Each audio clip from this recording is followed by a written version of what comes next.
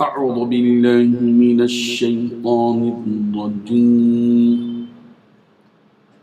بسم الله الرحمن الرحيم يا أيها الذين آمنوا لا تتخذوا اليهود والنصارى أولياء بعضهم أولياء بعض ومن يتولهم منكم فإنه منهم إن الله لا يهدي القوم الظالمين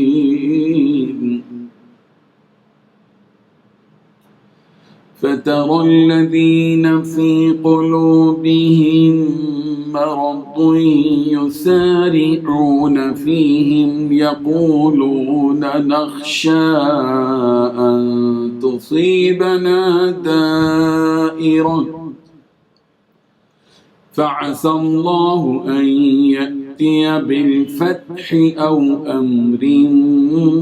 من عنده فيصبحوا على ما أسروا في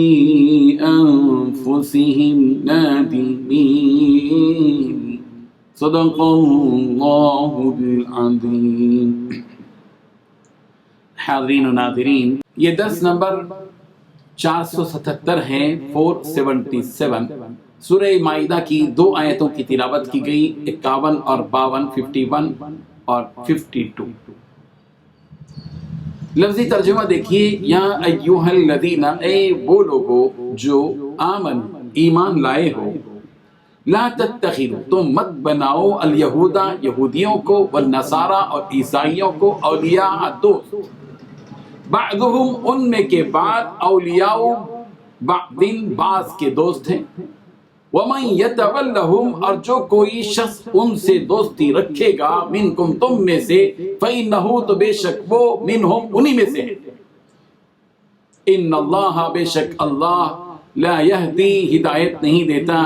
القوم الظالمین ظالم لوگوں کو. فترى چنانچہ آپ دیکھیں گے، الذین ان لوگوں کو، کہ فی قلوبہم جن کے دلوں میں، مرض روگ ہے، بیماری ہے، یسارعون وہ دوڑ کر جاتے ہیں، فیہم انہی میں، یقولون وہ کہتے ہیں، نخشا ہم ڈرتے ہیں اس سے کہ ان تصیبنا کہ ہمیں پہنچے دائرہ کوئی مصیبت، فعسا سو قریب ہے، اللہ اللہ کہ ان یأتیا کہ جلد ہی لے آئے، بالفتح فتح، او یا امرن کوئی اور حکم، من عندی اپنی طرف سے، فیصبحوا پھر وہ ہو جائیں، علامہ اس پر جو اثر وہ چھپاتے تھے، فی انفسہم اپنے دلوں میں، نادمین پچھتانے والے. ترجمہ ان 2 آیتوں کا یوں ہے، اے ایمان والو، یہود و نصارہ کو دوست نہ بناؤ، یہ ایک دوسرے کے دوست ہیں، اور جو شخص تم میں سے ان کو دوست بنائے گا وہ بھی انہی میں شمار ہوگا. یہ بے شک ظالم، اللہ تبارک و تعالیٰ ظالم لوگوں کو ہدایت نہیں دیتا. تو جن لوگوں کے دلوں میں نفاق کا مرض ہے،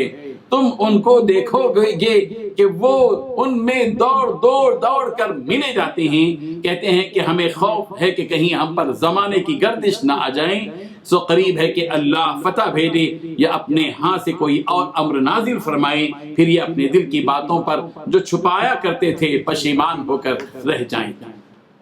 بزرگان محترم، ان 2 آیتوں میں اللہ تبارک و تعالیٰ نے 8 باتیں بتائی ہیں. پہلی بات، اے ایمان والو، یہودیوں اور نصرانیوں کو یار و مددگار نہ بناؤ. دوسری بات، یہ خود ایک دوسرے کے یار و مددگار ہیں. تیسری بات، تم میں سے جو شخص ان کی دوستی کا دم بھرے گا پھر وہ انہی میں سے ہو جائے گا. چوتھی بات، یقیناً اللہ ظالم لوگوں کو ہدایت نہیں دیتا. پانچویں بات، جن لوگوں کے دل میں نفاق کی بیماری ہے تم انہیں دیکھتے ہو کہ وہ لپک کر ان میں گھستے ہیں. چھٹویں بات، اور کہتے ہیں کہ ہمیں ڈر ہے کہ ہم پر کوئی مصیبت کا چکر آ پڑے گا.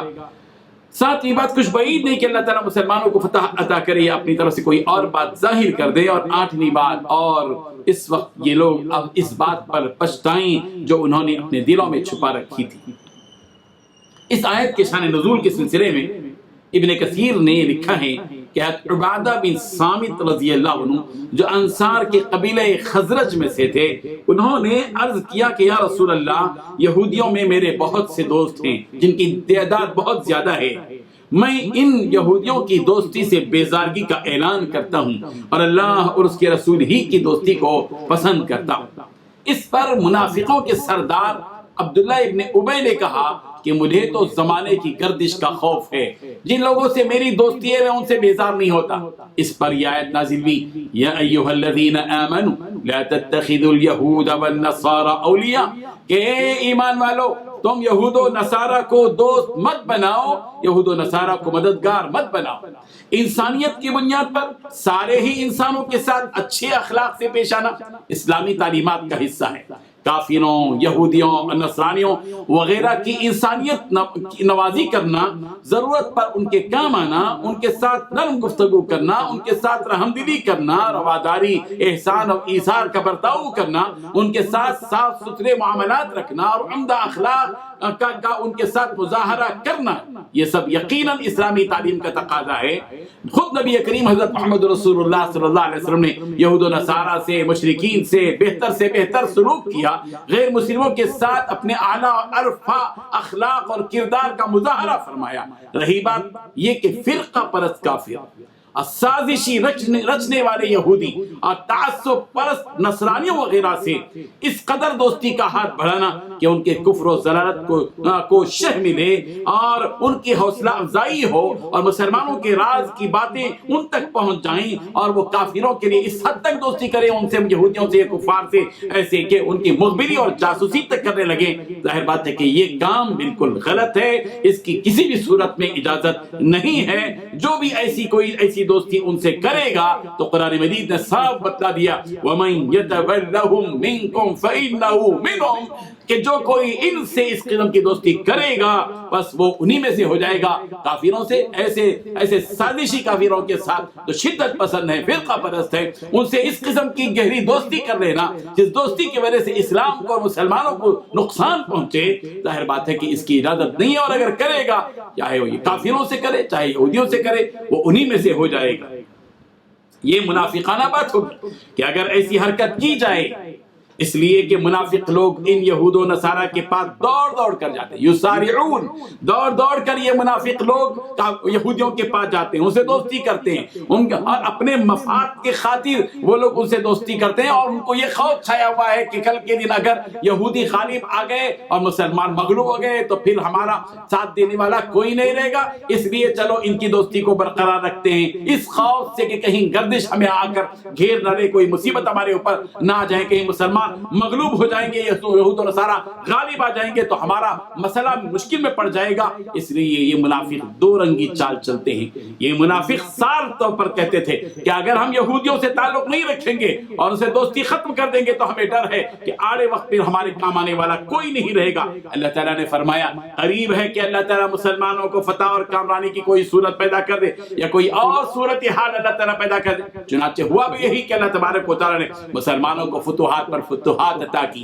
اور اسلام کو اور مسلمانوں کو غلبہ عطا کیا، اور یہودیوں کو اللہ تبارک و تعالیٰ نے ذلیل اور خوار کیا، اور بتایا کہ جو کوئی اپنے رب سے چپک جاتا ہے اور اس کی دی ہوئی شریعت اور اس کے دیے ہوئے دین اسلام سے اپنے آپ کو مضبوط طور پر مستحکم مربوط کر لیتا ہے، اللہ تبارک و تعالیٰ کی طرف سے غلبہ اسی کے ساتھ ہوتا ہے، کامیابی اسی کے ساتھ ہوتی ہے، نجات اور فتح اسی کو ملتی ہے۔ اللہ تبارک و تعالیٰ ہمیں اس حقیقت کو سمجھنے کی توفیق عطا فرمائے۔ وآخر دعوانا ان الحمد للہ رب العالمین۔ لا